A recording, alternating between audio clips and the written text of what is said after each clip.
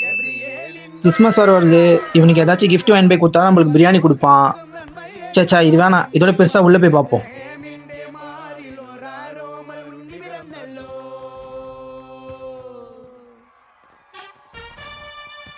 Hello bro, மஜாவான கிஃப்ட்லாம் Christmas வாங்கி வச்சுக்கிறேன்.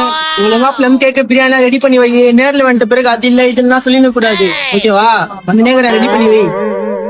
A few moments later. Bro happy Christmas bro. Thank you bro.